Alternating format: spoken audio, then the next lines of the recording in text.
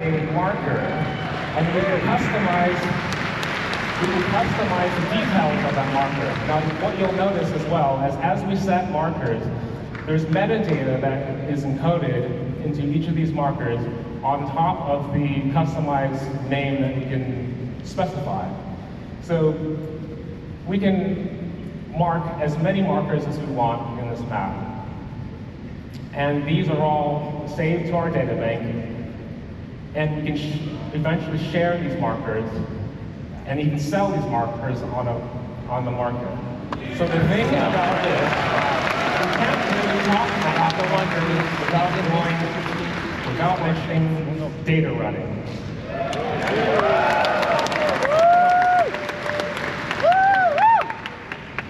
So you might specialize in exploration, whereas perhaps a miner might specialize in the equipment and they make investments in their equipment. So you as an explorer might be in the business of going around and exploring and finding locations that are very valuable to other professions. And the role of these markers are very important in coming up with the data and yeah, so it's very important. We can basically, when you name your markers, you can make it as maybe obvious, or you can leave it a mystery. So you'll have, when you sell it on the market, you could get rated for how accurate the data is. So the other thing is we have a mission objective as well. And it would be very nice to be able to route to that mission objective. How do we get there? That is another purpose of the map, is basically navigating and letting us know the way towards that objective, towards a destination. So let's go ahead and plot a route to this objective.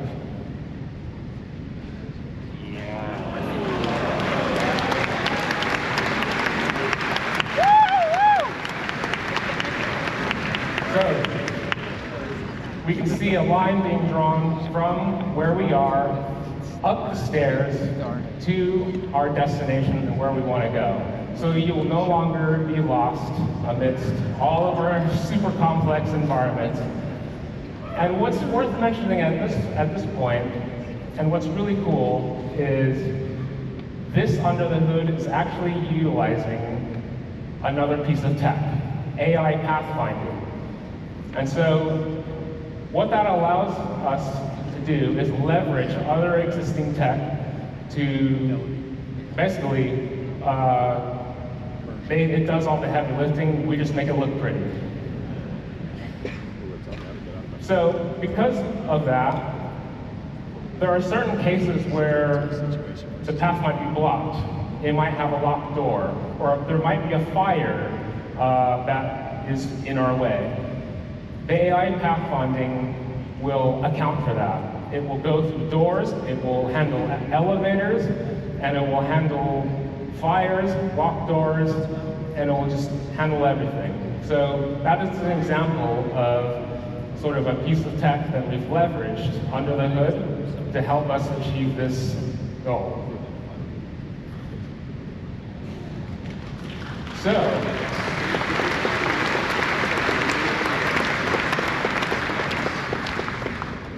one last thing we can do at the moment is we want to ensure that there are no more hostiles in our way as we make our way to our objective.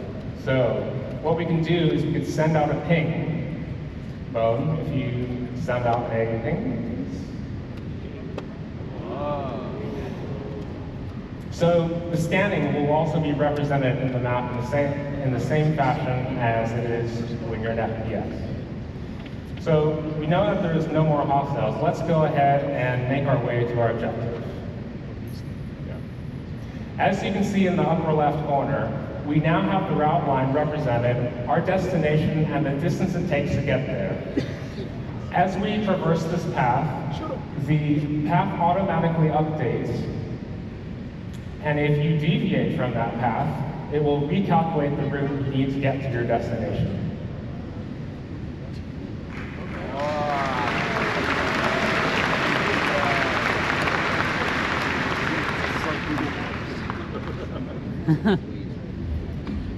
So there's our buddy. He's flying in. So we'll make our way up to the carrot here, to the right.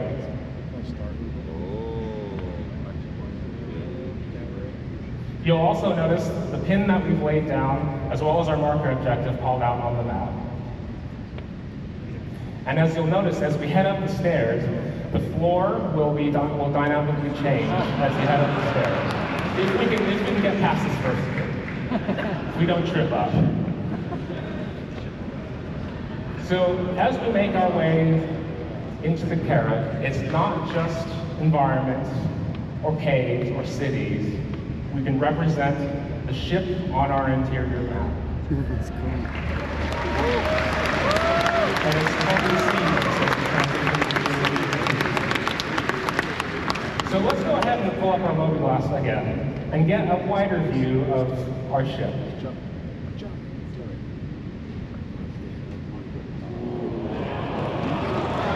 So we are now on the technical deck, but we can also see the other floors. If you traverse the floors, though, just to demonstrate it, here's our cartography deck. Down one, and our habitation deck. So you will have noticed from a previous presentation that this was very similar looking, right? It's utilizing our tech. So not only will this benefit you as a player, but it also benefits us as developers, because we generalize the system so that other developers can leverage our map to create compelling gameplay. So other teams can leverage our tech, and we leverage the tech from other teams, and it's a circle of life. And I think that's just too cool.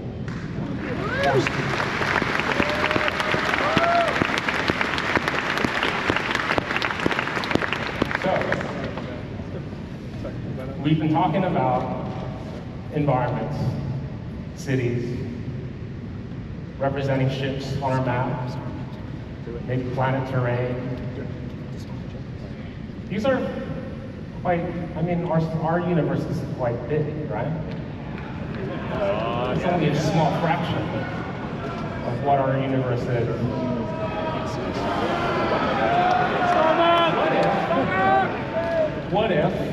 What happens? Have we tried this? What happens if you just take your mouse wheel, just zoom out? Keep going. Keep zooming out, all the way out, all the way out.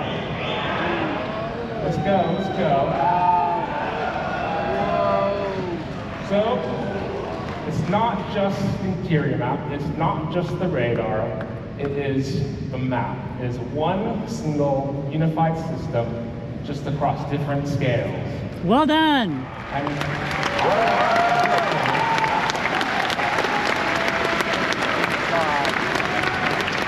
We are lucky to stay there, and at this point I want to invite Emily Hansen onto the stage to talk about the map as seen at this scale. Thank you very much, everyone.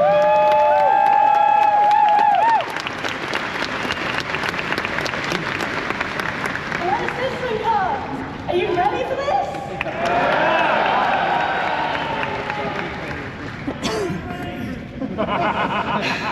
Phone, do you want to click on the marker?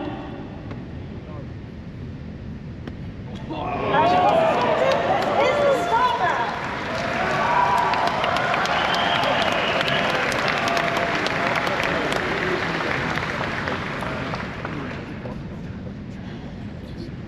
I'm so excited to be here today to reveal this to you. I hope you're excited too. I think we all know the current star map needed a bit of work. And we've done that.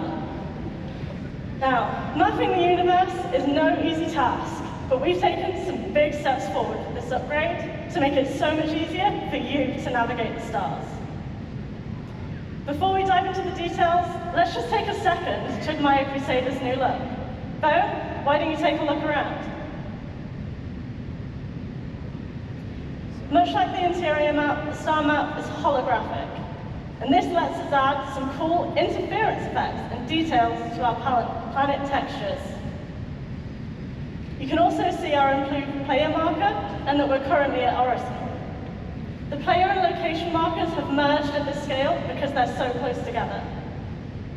The player marker takes priority, which is why the marker displays the player icon and color. By smartly merging with bigger points of interest at larger scales, the player marker always remains visible to you. You'll always know where you are relative to points of interest near and far. So, is everyone ready to see more?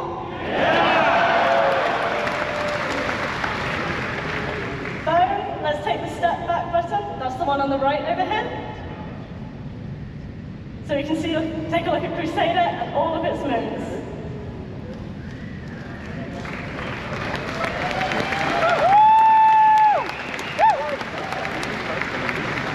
Yeah, so here we are, Crusader, its moons, orbits. You can also see that labels have received a major visual update. They're now fully 3D, and this gives them a really cool perspective. Most labels are aligned to the galactic plane, and they rotate with the map. Bone, give the map a spin.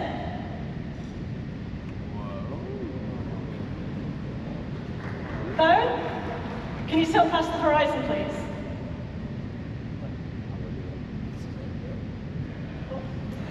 When we do this, the labels flip so you can always read them clearly.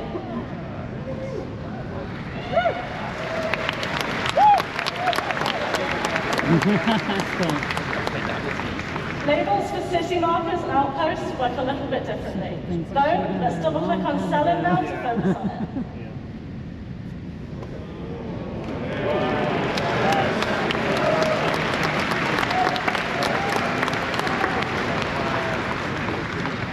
Surface labels face the camera and appear when they're in the central part of the planet, producing on-screen clutter. Bone, want to show this in action?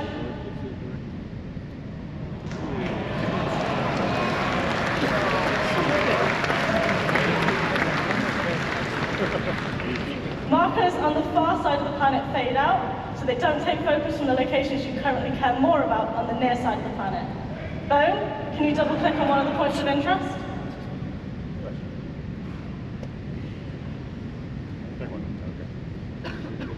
As we selected this marker, its label will stay visible at all angles.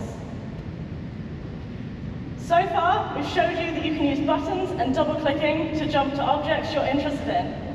But wouldn't it be nice if you could also freely zoom out and into locations? Shall we try it, Bo? Let's zoom out until we can see Crusader.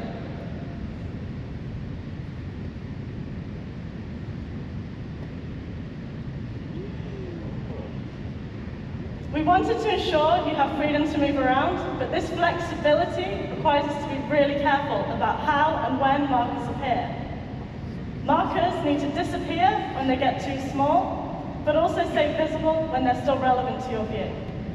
This isn't simple because objects in a solar system are vastly different sizes. Think about the size of a star versus a planet versus you, the player. You're kind of small compared to a star, right? Our solution is a technique we call cosmetic scaling.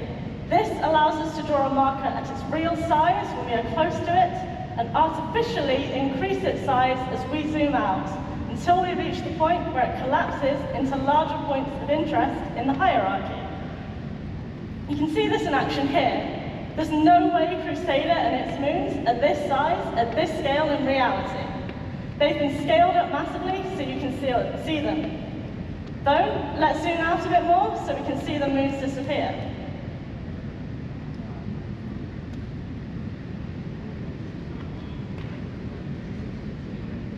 You can also start to see Crusader's orbit line around the sun here. Before we move on to that, let's zoom back in so we can see everything come back as we get closer.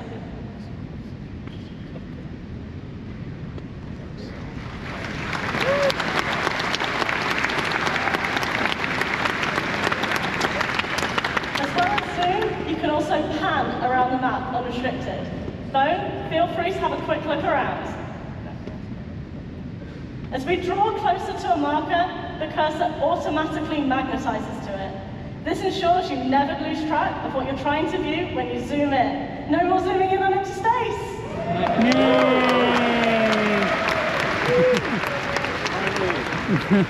Bone, let's use this technique to take a closer look at Yayla.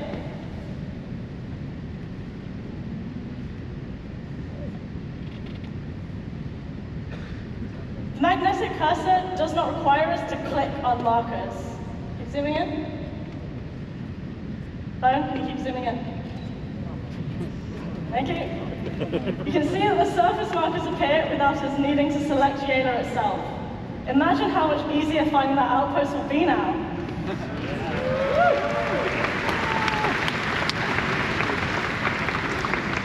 Crusader, as you all know, isn't all there is though. We've got a pretty big universe out here.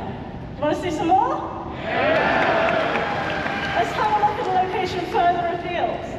Can we just pan to Calliope maybe? Bone, let's give that a try.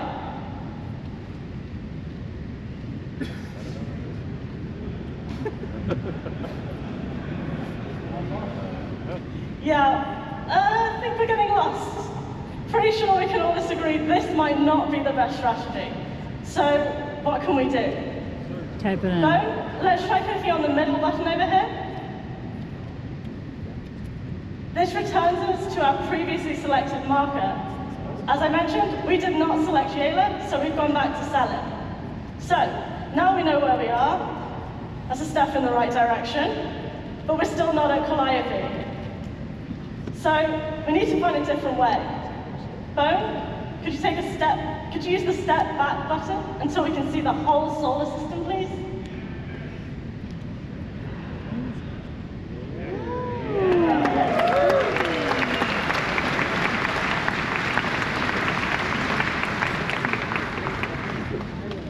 I think Calliope is one of Microtech's moons, so if we double click on that bone, we should be able to see it. And there it is. Bone, let's pan to it and then zoom in so we can see that magnetic cursor in action again. Can you zoom in then? Thank you. It's so cool to see more of our moons and planets and how different they all look. Okay, so this is great. But what if I hadn't already known where Calliope was? Surely there's a faster way. We've got you. We've provided a drop-down that lists the points of interest in the solar system.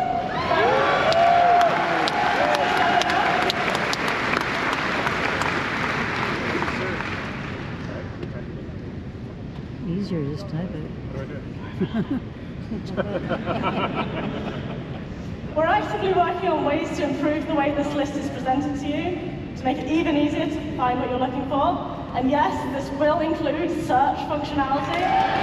Yay!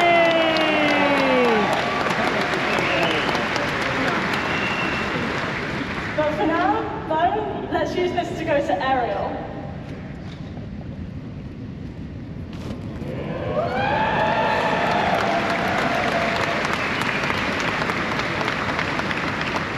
I absolutely love zooming around on this map. Bone, want to find area 18 for me?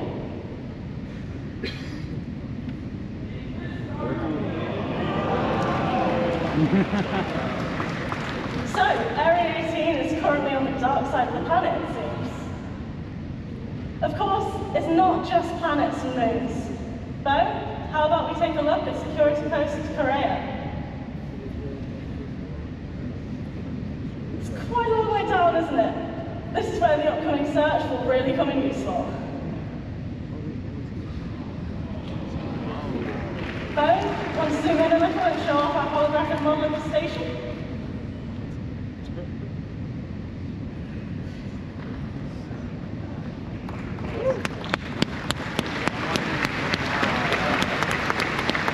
Bone, can you also drop down that again, please? Thank you. As you may have noticed, the recent list in the drop-down populates as you click on locations in the list. It will remember your 3 most recent selections, so you can use this to quickly return to places in case you want to check something else again. Bo, let's use this to go back to Ariel.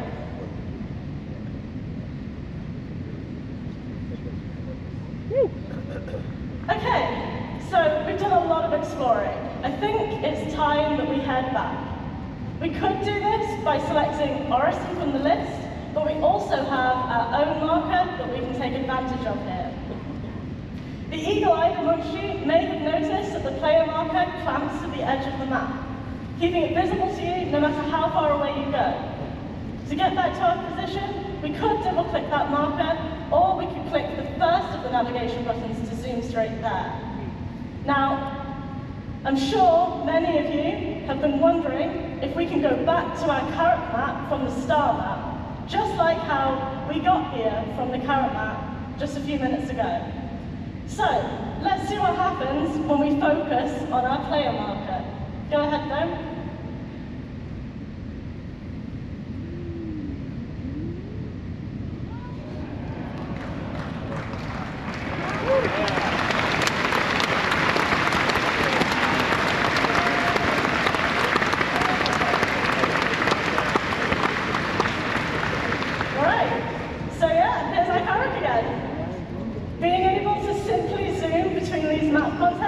Lets you draw meaningful connections between what's on the ground and what's in the skies like never before. So, just for fun, let's zoom all the way back out so we can see the entire Saturn solar system. It's just so cool to watch the verse open up before our eyes.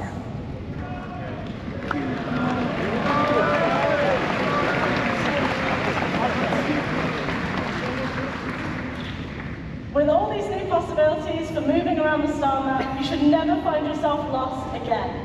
The controls are so much smoother and easier to use than the star map you're all used to, as I hope Bone agrees.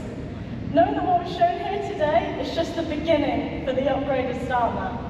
You saw pinning in the local map, and we'll add this to the star map before you get here.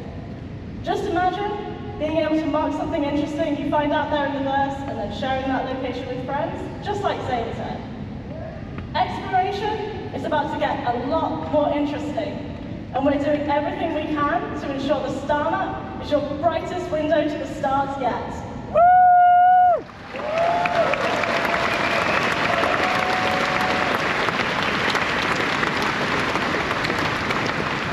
And now, let's welcome our intrepid demo driver Bone back to the stage. Thanks, Emily. Thanks a lot.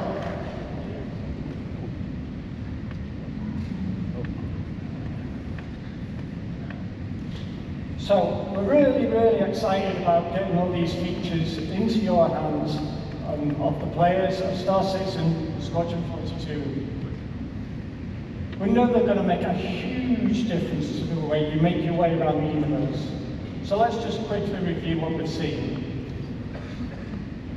We've rebuilt the visor display to give you a better understanding of the environment around you. The new minimap with the integrated radar and ping, and it will help you find your way around.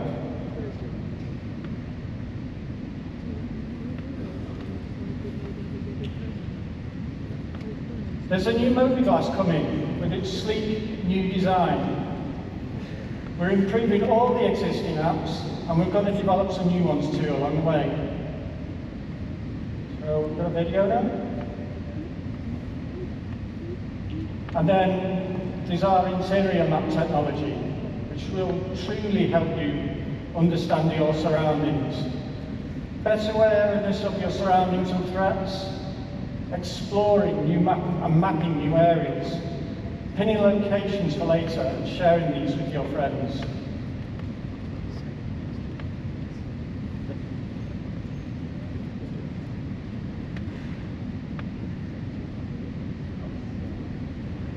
Audiatrix. That looks great.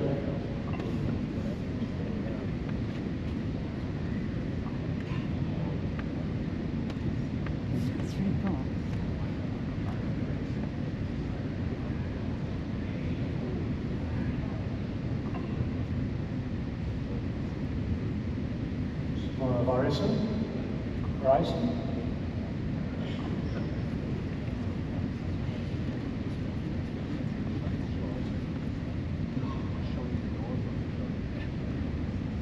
And of course, our entirely new integrated star map. With its new interface and, let's face it, a much needed refresh to the user experience. No more getting lost, a whole new perspective. With all these upcoming features, where will you explore today? Thank you very much. Cheers.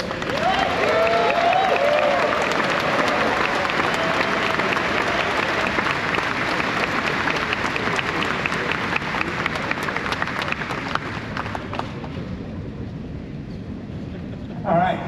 Sorry, I was back there trying to figure out how to reprogram my Alexa to respond to Bone. Bone, add Cheerios to the grocery list. Bone, rescue the hostages. Dave Haddock, if we don't have that in the narrative, I'm gonna find you. Guys, that's it for day one of CitizenCon. What'd you think?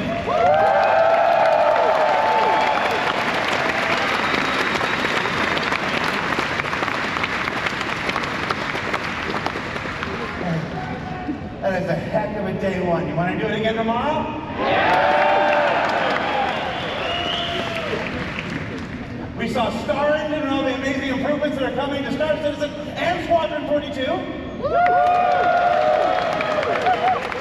We saw the next step in the evolution of resource management and the birth of multi-group gameplay. You saw the ship, guys?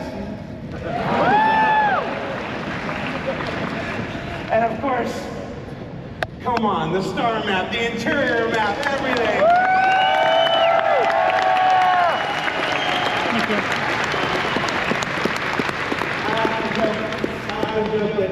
We're just like you in many of the same ways. We want the same things, we need the same things. We have all, collectively, all 1,300 of us working for Cloud Frame Games have been like, when star map, when? To see it, it's so good.